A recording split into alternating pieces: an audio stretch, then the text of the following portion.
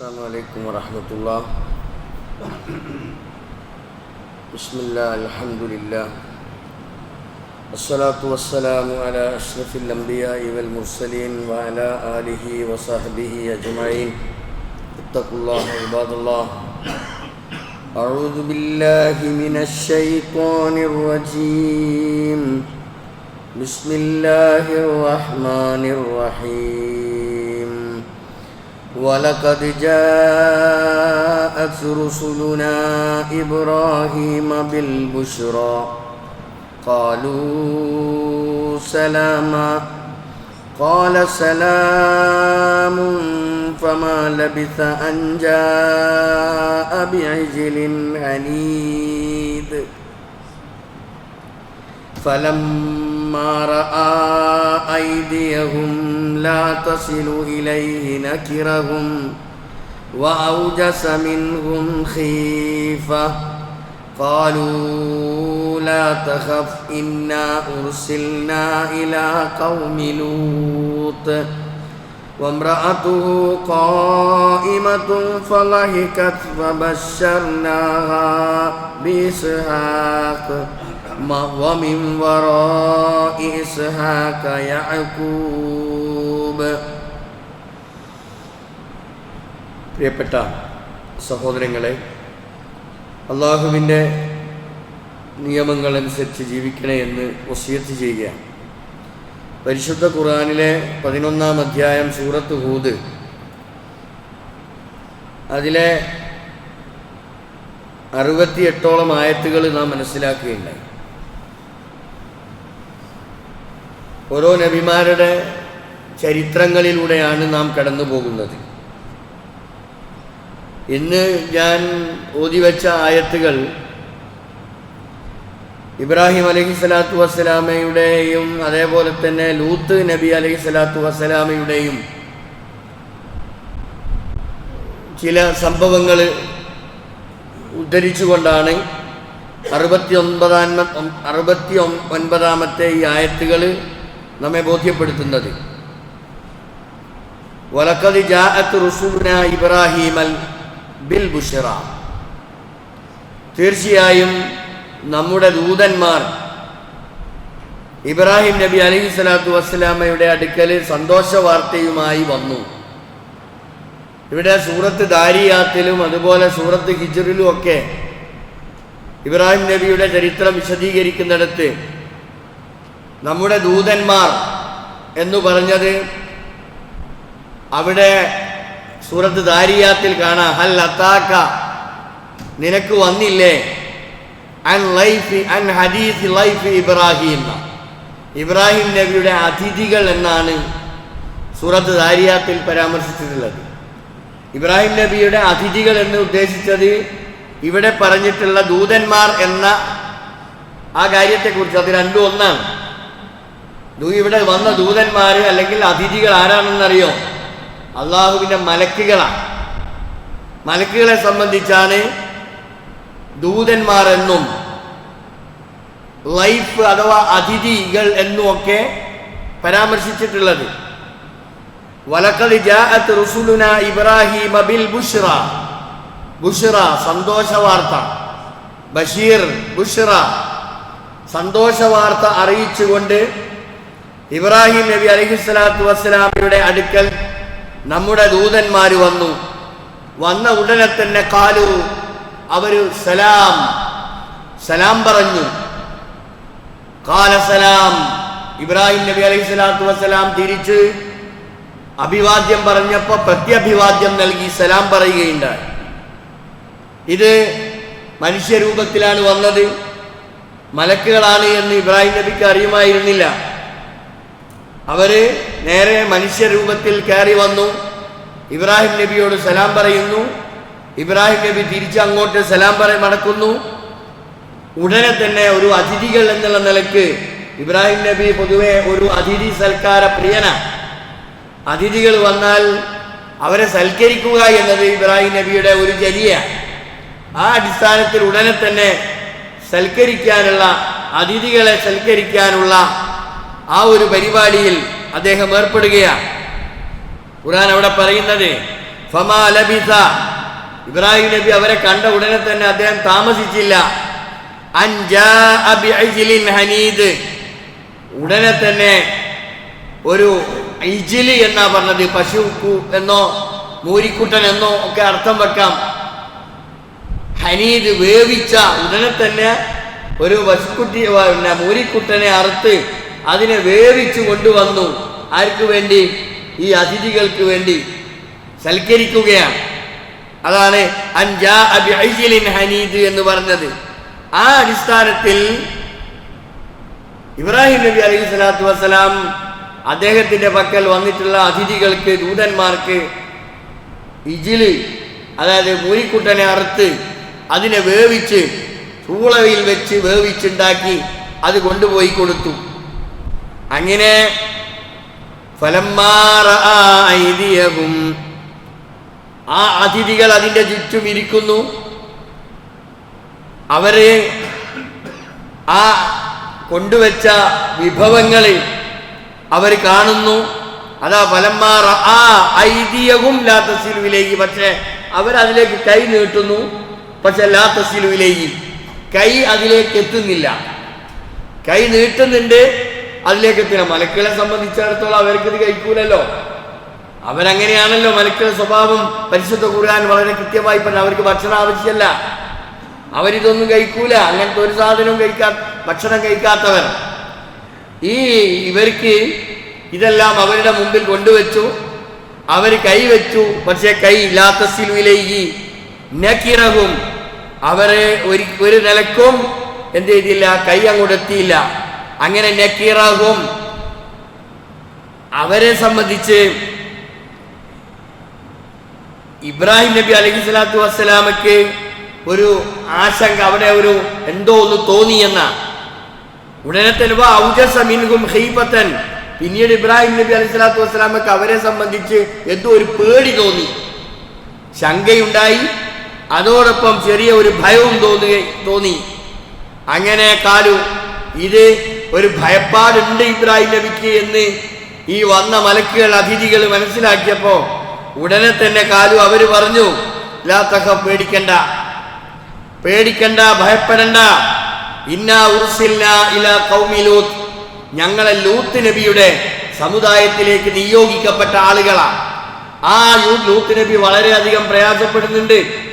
അദ്ദേഹത്തിന്റെ ജനത സ്വർഗ രതിയിൽ മുഴുകിയിട്ടുള്ള, അവരെ എന്തുമാത്രം ഉപദേശിച്ചിട്ടും ഒരു പ്രയോജനവും കിട്ടുന്നില്ല. ആ സമുദായത്തെ ഉപദേശിച്ച് വല്ലാത്ത പ്രയാസത്തിലായി ലൂത്ത് അലൈഹി സ്വലാത്തു വസ്സലാം. ആ ഒരു വിഷയം വന്നപ്പോ അല്ലാഹു തആല അദ്ദേഹത്തിലെ സമുദായത്തിലേക്ക്, ലൂത്ത് നബിയുടെ സമുദായത്തിലേക്ക് നിയോഗിക്കപ്പെട്ട മലക്കുകളാണ് അവരെ നശിപ്പിക്കാൻ വേണ്ടി, ആ സമൂഹത്തിന് നാശം, അവരെ നശിപ്പിക്കുന്നതിന് വേണ്ടി അവരിലേക്ക് നിയോഗിക്കപ്പെട്ട ആളുകളാണ് ഞങ്ങൾ എന്ന് ഇബ്രാഹിം നബിയോട് നമ്മൾ അറിയണം. ഇവിടെ അറിയേണ്ട ഒരു പോയിന്റ് എന്താണെന്നറിയോ? ഇബ്രാഹിം ആരാ? ഇബ്രാഹിം നബിയെ കുറിച്ച് എന്താ? ഇന്നഹു കാന ഉമ്മ. ഇബ്രാഹിം നബിയെ ഖുർആൻ പരിചയപ്പെടുത്തിയിട്ടുള്ളത് ഇന്നഹു കാന ഉമ്മ, ഇബ്രാഹിം നബി ഒരു സമുദായമായിരുന്നു എന്നാ. കേവലം ഒരു വ്യക്തി എന്ന നിലയിലല്ല ഇബ്രാഹിം നബിയെ ഖുർആൻ പരിചയപ്പെടുത്തിയിട്ടുള്ളത്. അവിടെ നമ്മൾ ഒന്നുകൂടി മനസ്സിലാക്കേണ്ടത്, ഈ വന്ന ആളെ സംബന്ധിച്ച് ഇബ്രാഹിം നബിക്ക് മനസ്സിലായില്ല. ഗൈബിയായ ഒരു വിഷയമാണ്, അദൃശ്യമായ ഒരു കാര്യമാണ്. അപ്പോ അദൃശ്യമായ കാര്യം, ഗൈബിയായ വിഷയം അല്ലാഹു തആല തോന്നിപ്പിച്ചു കൊടുത്താൽ അല്ലാതെ ആർക്കും അറിയാൻ കഴിയില്ല. ഇന്ന് നമ്മൾ കേൾക്കുന്നത് ആരാ? ഏത് ആളെ കുറിച്ച് ചർച്ച ചെയ്താലും അവരൊക്കെ ഗൈബിയായ കാര്യങ്ങൾ, അദൃശ്യ കാര്യങ്ങൾ അറിയുന്ന വലിയ വലിയ കറാമത്തിന്റെയും വലിയ വലിയ അതുപോലെയുള്ള സംഗതികളുടെയും ഒക്കെ ആളുകളാണ് എന്ന് ചിത്രീകരിക്കപ്പെട്ടുകൊണ്ടിരിക്കുന്ന. അങ്ങനെയാണല്ലോ മരണപ്പെടുന്നത് വരെയും അയാൾ പോലും വിചാരിക്കാത്തത്. വലിയ പണ്ഡിതനാണ്, പണ്ഡിതൻ തന്നെ, പക്ഷെ അദ്ദേഹം പോലും അറിയാത്ത കാര്യങ്ങളാണ് മരണപ്പെട്ടതിന് ശേഷം അത്തരം ആളുകളെ കുറിച്ച് ബെയ്ത്തിലൂടെ, പാട്ടിലൂടെ എല്ലാം അറിയും. ഗൈബിയായ കാര്യങ്ങളൊക്കെ, നാളത്തെ കാര്യം അറിയുമെന്നൊക്കെ പറഞ്ഞ് ആളുകളെ കുറിച്ച് അങ്ങനെ പാട്ടിലൂടെയൊക്കെ പുകഴ്ത്തുന്നത് നമ്മൾ കേൾക്കുന്നുണ്ട്. ഇവിടെ നമ്മൾ അറിയണം, ഇബ്രാഹിം നബിന്റെ അടുത്ത് ഇത്രയും ആൾക്കാർ വന്നിട്ട് മനുഷ്യരൂപത്തിലാണല്ലോ വന്നത്. പക്ഷെ ഈ വന്നത് അള്ളാഹുവിന്റെ മലക്കുകളാണ് എന്ന് ഇബ്രാഹിം നബിക്ക് മനസ്സിലായില്ല. മലക്കുകളായിരുന്നു എന്ന് മനസ്സിലായിരുന്നെങ്കിൽ ഇങ്ങനെ ഭക്ഷണം വിഭവം ഉണ്ടാക്കുവോ? ഇല്ലല്ലോ, അതൊന്നും മനസ്സിലായില്ല. ഗൈബിയായ ഒരു കാര്യം വെറുതെ അങ്ങ് മനസ്സിലാവൂല. അദൃശ്യ കാര്യം അള്ളാഹുവിന് മാത്രമേ അറിയൂ. അള്ളാഹു തആല തോന്നിപ്പിച്ചു കൊടുക്കണം, വഹിയിലൂടെ ബോധ്യപ്പെടുത്തി കൊടുത്താലല്ലാതെ നബിമാർക്ക് പോലും വഹിയിലൂടെ അല്ലാതെ അദൃശ്യമായ കാര്യങ്ങൾ അറിയില്ല എന്നതിന്റെ ഏറ്റവും വലിയ തെളിവാണ് ഇബ്രാഹിം നബിയുടെ അടുക്കൽ ഈ ആളുകൾ വന്നിട്ട് വന്നതാരാണ് എന്ന് മനസ്സിലായില്ല. അവര് പറയേണ്ടി വന്നു, മലക്കുകൾ അങ്ങോട്ട് പറയേണ്ടി വന്നു. കാലു ലാ തഖഫ്, ഇബ്രാഹിം നബിയോട് പറഞ്ഞു, ലാ തഖഫ്, നീ പേടിക്കണ്ട, ഇന്നാ ഉർസിൽനാ ഇലാ ഖൗമി ലൂത്ത്, ഞങ്ങളെ ലൂത്തിലേക്ക് നിയോഗിക്കപ്പെട്ട ആളുകളാണ് ഞങ്ങൾ, അതുകൊണ്ട് പേടിക്കണ്ട. അതോടൊപ്പം ലൂത്തിലേക്ക് നിയോഗിക്കപ്പെട്ട ആളാണെങ്കിലും മലക്കുകൾ പറയുന്നു, വന്ന കാര്യം ഒന്നുകൂടി വിശദീകരിച്ചു കൊടുക്കുക. ഇബ്രാഹിം നബിന്റെ ഈ ഭക്ഷണമൊക്കെ റെഡിയാക്കി അവിടെയൊക്കെ കൊണ്ടുപോയി വെച്ചപ്പോ ഇബ്രാഹിം നബിന്റെ ഭാര്യ സാറ അവിടെ അടുത്തുണ്ട്. ഖുർആൻ പറയുന്നു, ഈ വർത്തമാനങ്ങളൊക്കെ പറയുമ്പോ എന്തിനാണ് ഇവര് വന്നത്, ഇതാരാണ് എന്നൊക്കെ അറിയാൻ വേണ്ടി സാറ ഇങ്ങനെ അവിടെ ഇങ്ങനെ നിൽക്കുക. ഇബ്രാഹിം നബിന്റെ ഭാര്യ അതാ അദ്ദേഹത്തിന്റെ ഭാര്യ സാറ അവിടെ ഇങ്ങനെ നിൽക്കുന്നുണ്ട്. പെട്ടെന്നൊന്ന് ചിരിച്ചു. പല കാരണം എന്തിനാ ചിരിച്ചതെന്ന് വിശദമായി ഖുർആനിൽ പറയുന്നില്ല. എന്തിനാണ് ചിരിച്ചതെന്ന് അറിയുന്നത്, ഇനി ഭക്ഷണം വെച്ചു കൊടുത്തിട്ട് അവിടേക്ക് കൈ അങ്ങോട്ട് എത്താത്തത് കൊണ്ടാണോ? അത്രയും ഒരു ഈജിലിനെ ഒരു മോഹിക്കുട്ടനടുത്ത് ഭക്ഷണം ഉണ്ടാക്കി മുന്നിൽ വെച്ചിട്ട് അവർക്ക് തിന്നാതെ കൊടുത്തു കൊടുത്തിട്ട് കൈ അങ്ങോട്ട് എത്തുന്നില്ലല്ലോ. ഇതൊക്കെ കണ്ടിട്ട് ചിരിച്ചതാണ്. ചിലപ്പോ അങ്ങനെ ആകാമെന്നൊക്കെ തഫ്സീറുകളിൽ കാണുന്നുണ്ട്. എന്തോ ആകട്ടെ, ഫളഹിക്കത്ത് ഏതായിരുന്നാലും അവരുടെ ആ സന്നിധിയിൽ വെച്ച് സാറാ ബീവി ഒന്ന് ചിരിച്ചു. അതോടുകൂടി വന്നവര് അവരുടെ ദൗത്യം പറയാ. മലക്കുകൾ ഒന്ന്, ലൂത്ത് നബിയുടെ സമുദായം അവരെ അതിരി കടന്നത് കൊണ്ട് അവരെ നശിപ്പിക്കേണ്ടതുണ്ട്. രണ്ടാമത്തെ കാര്യം നാം ആ സാറയ്ക്ക്, ഇബ്രാഹിം നബിയുടെ ഭാര്യയ്ക്ക് സന്തോഷ വാർത്ത അറിയിക്കുന്നു. ഇസ്ഹാക്കിനെ കൊണ്ട്. നമുക്കറിയാം ചരിത്രത്തിൽ തഫ്സീറുകളിൽ പറയുന്നത്, ഈ സംഭവം നടക്കുമ്പോ 100 വയസ്സ് ഇബ്രാഹിം നബിക്കുണ്ട്, 90ഓളം വയസ്സ് സാറക്കുണ്ട്. കുട്ടികൾ ഉണ്ടായിട്ടില്ല, അവർക്ക് മക്കളുണ്ടായിട്ടില്ല. അത്തരം ഒരു ഘട്ടത്തിലാണ് അള്ളാഹുവിന്റെ വഹി വരിക. അള്ളാഹു മലക്കുകളെ അയച്ചുകൊണ്ട് വഹി എത്തിച്ചു കൊടുക്കുക. സാറയ്ക്ക് സന്തോഷ വാർത്ത അറിയിച്ചു കൊടുക്കുന്നു. ഇസ്ഹാക്കിനെ സംബന്ധിച്ച് മാത്രല്ല, ഇസ്ഹാക്കിലൂടെ പിന്നീട് ആരുണ്ടാവുന്നു? യാക്കൂബും. അപ്പൊ ഇസ്ഹാക്കിനെ കൊണ്ട് സാറയ്ക്ക് സന്തോഷ വാർത്ത അറിയിക്കുന്നു. അതോടൊപ്പം ഒരു പൗത്രനെ കൊണ്ടും, ഇബ്രാഹിം നബിക്ക് ഒരു പൗത്രൻ, അതാരിലൂടെ? തന്റെ മകൻ ഇസ്ഹാക്കിലൂടെ. അവാരാണ്? യാക്കൂബ് അലൈഹിസ്സലാത്തു വസ്സലാം. ഈ സന്തോഷ വാർത്ത അറിയിക്കാനും കൂടിയാണ് ഈ മലക്കുകൾ അതിഥികളായി വന്നത്. ഒറ്റ ആയത്ത് കൂടി ഇതിന്റെ തുടർച്ച. ഇത് കേട്ടപ്പോ ബേജാറായി.